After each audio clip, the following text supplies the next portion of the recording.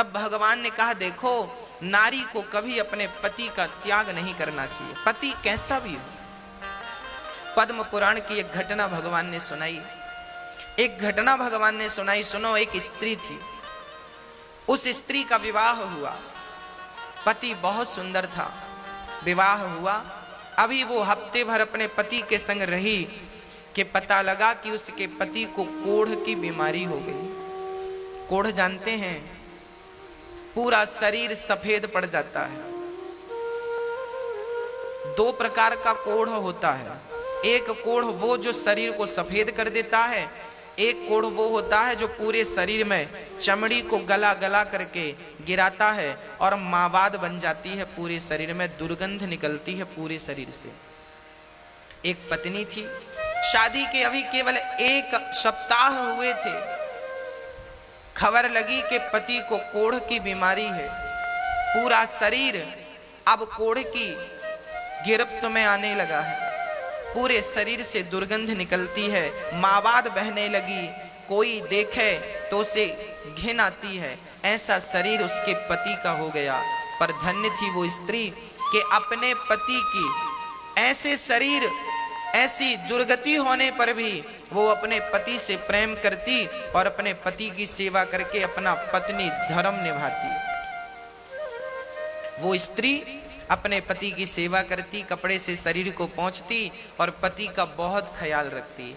कोई और स्त्री होती शायद तो इस अवस्था में, शादी के अभी 1 सप्ताह हुए थे, इतने जल्दी कौन किसे स्वीकार करता है।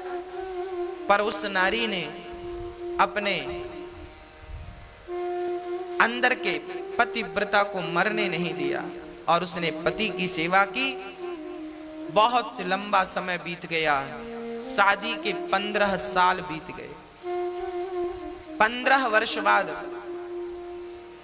उसका पति बाहर बैठा, ठंडियों का समय था, धूप में बैठा था। सोचो, वो नारी अपने मायके नहीं जाती इसलिए कि मैं चली जाऊंगी तो इनकी सेवा कौन करेगा। ना तो भाई सेवा करता है, ना परिवार में कोई आगे बढ़ता है। पत्नी करे तो करे, नहीं तो वो मर जाए।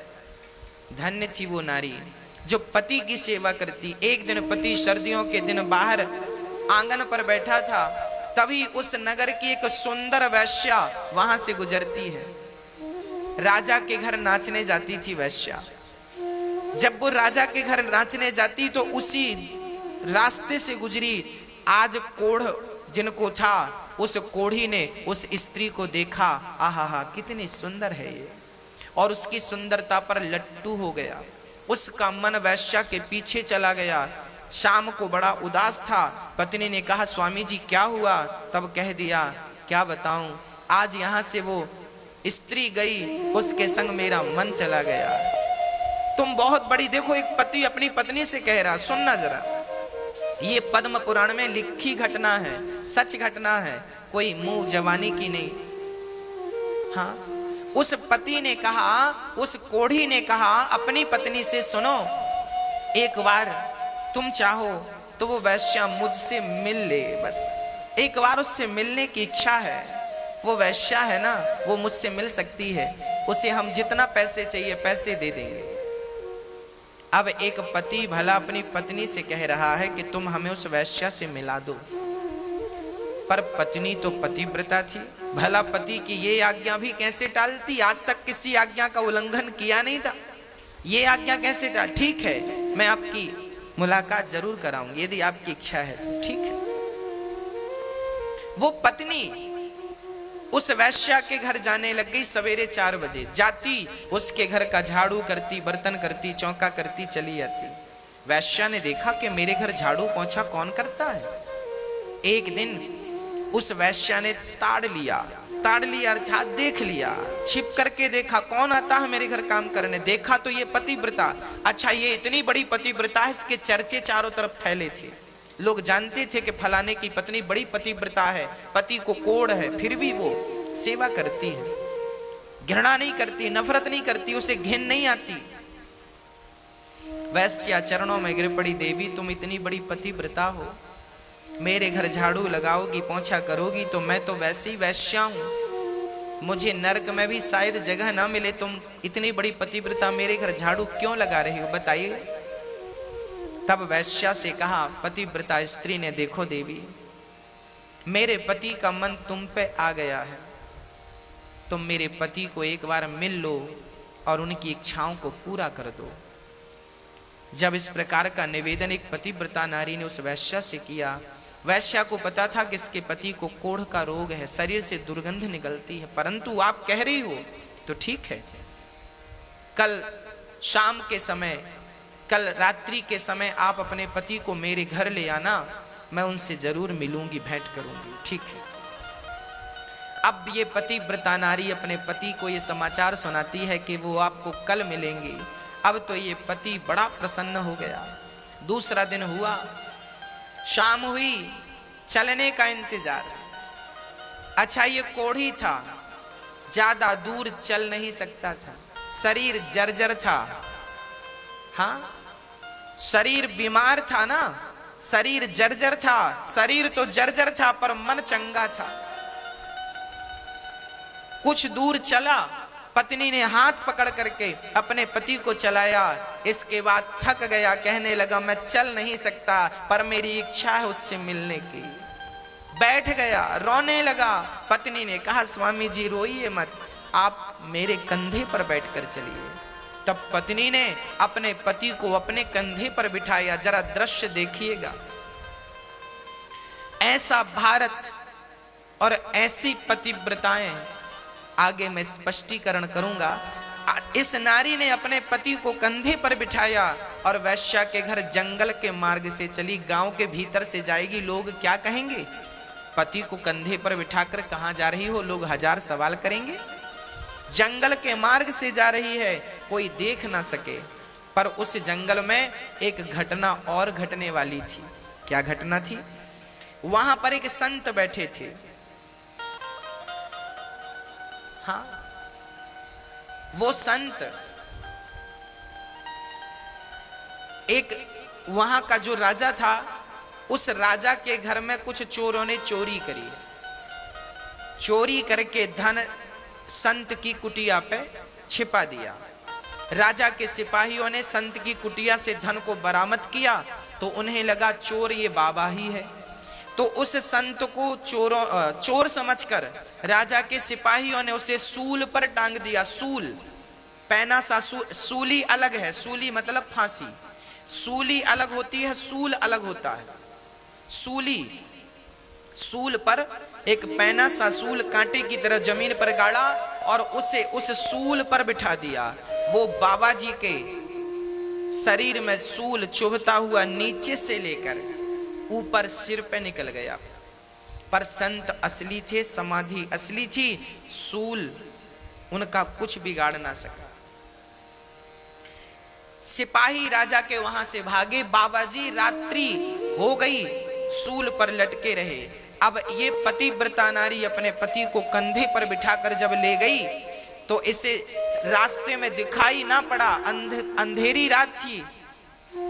तो इस नारी के कंधे पर जो पति बैठे थे, पति का सिर बाबा जी के पांव से टकरा गया, क्योंकि बाबा जी सूल पर लटके थे, ऊपर थे, और इसका पति भी कंधे पर था। तो इनका सिर बाबा का पांव यूं टकरा गया, और जैसे ही टकराया बाबा की समाधि खुल गई।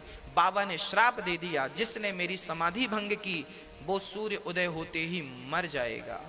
अब जैसे ये श्राप लगा तो कोढ़ी राम तो लगे रोने, मैं तो गया काम से। वो तो लगा रोने, वैश्या को भूला, सब कुछ भूला, लगा रोने, मैं तो गया काम से, मैं तो मर गया। पर वो पतिव्रता नारी, उसने कहा हे सूर्य भगवान, यदि मैं सच्ची पतिव्रता हूं और अपने पति के अतिरिक्त मैंने कभी किसी पराये पुरुष का स्वप्न में भी चिंतन ना किया हो, तो सूर्य भगवान जब तक मैं ना कहूं आप प्रकट ना होना, क्योंकि आप प्रकट होंगे तो मेरे पति मर जाएंगे। ये संत का श्राप है, तो सूर्य उदय ही नहीं होगा, कहानी खत्म। भक्तों 24 घंटे बीत गए, 48 घंटे बीत गए, हाहाकार मच गया, सूर्य का आता पता नहीं। हाहाकार ब्रह्मलोक में मच गया, सूर्य क्यों नहीं निकल रहे हैं? सूर्य बोले मैं नहीं जाऊंगा, नहीं भस्म हो जाऊंगा उस नारी के कारण। वो इतनी बड़ी पतिव्रता है कि सूर्य की गति को रोक दिया उन्होंने, रुक गए सूर्य भगवान, स्थित हो गए, स्थिर हो गए। ब्रह्मा विष्णु महेश दौड़े दौड़े आए, देवी क्या कर रही हो, प्रकट होने दो ना, मेरे पति मर जाएंगे। तब अनसुईया माता को पता लगा, वो आई और अनसुईया माता ने कहा, देवी तेरे पति को मैं जीवित करूंगी, तू आने दे। सूर्य भगवान को जब आने दिया, सूर्य उदय हुआ, श्राप के कारण पहली किरण पड़ते ही उसके पति मर गए। तब अनसुईया ने कहा कि हे प्रभु, यदि मैं अनसुईया सच्ची पतिव्रता हूं तो इसका मरा हुआ पति जीवित हो जाए। कहकर जल छोड़ा, परिणाम क्या हुआ, मरा हुआ पति जीवित हो गया, कोढ़ का रोग था वो समाप्त हो गया और सुंदर सा पुरुष खड़ा हो गया। विमान आया, दोनों शरीर सहित भगवान के निज धाम को चले गए। एक पत्नी चाहे तो पति कैसा भी हो, उस पति का भी कल्याण कर सकती है। हाँ? अब यहां कई बार ये प्रश्न लोग करते हैं कि गुरुजी, खासकर हमारी माताएं ये प्रश्न करती हैं कि गुरुजी हम तो बहुत अच्छी हैं, हम तो पति को भगवान मानती भी हैं और वास्तविक में स्त्रियां मानती भी हैं बहुत सारी, पर हमारा पति ही अच्छा नहीं है तो क्या करें। मैंने ये कथा आपको इसलिए ही तो सुनाई कि आवश्यक नहीं है कि आपका पति अच्छा हो। ये इसका पति कौन सा अच्छा था, ये वैश्या की डिमांड कर रहा है, ये अच्छा है। आपका तो शायद इतना गंदा भी नहीं होगा कि आप इससे कहे कि मुझे वैश्या के घर छोड़ दो। तो ऐसे घटिया पति थे इनके, पर ये पतिव्रता थी। देखो मेरी माँ, आप अच्छी हो, आप सही मार्ग पर हो, जमाना गलत है तो रहने दीजिए, आप सही मार्ग पर रहिए, आप सही हैं तो ठीक है, जमाना गलत है तो क्या हम भी गलत हो जाएं उनके साथ ना। यदि बिच्छू अपना डंक मारने का धर्म नहीं छोड़ती, यदि वो अपना धर्म नहीं छोड़ती, तो हम इंसानों को अपना धर्म नहीं छोड़ना चाहिए। स्त्री का धर्म है पति की सेवा करना और पुरुष का धर्म है कि नारी का सम्मान करे। ये पुरुषों का धर्म बोल रहा हूं। यत्र नार्यस्तु पूज्यन्ते रमन्ते तत्र देवता तत्रैतास्तु न पूज्यन्ते सर्वास्तत्र फलाक्रिया। जिस घर में नारी का सम्मान आदर होता है, उस घर में देवी देवताओं का, लक्ष्मी का वास होता है। जिस घर में नारी का सम्मान नहीं होता, उस घर में बहुत ज्यादा बाधाएं होती हैं, उत्पन्न होती हैं, समस्याएं होती हैं, अशांति बनी रहती है।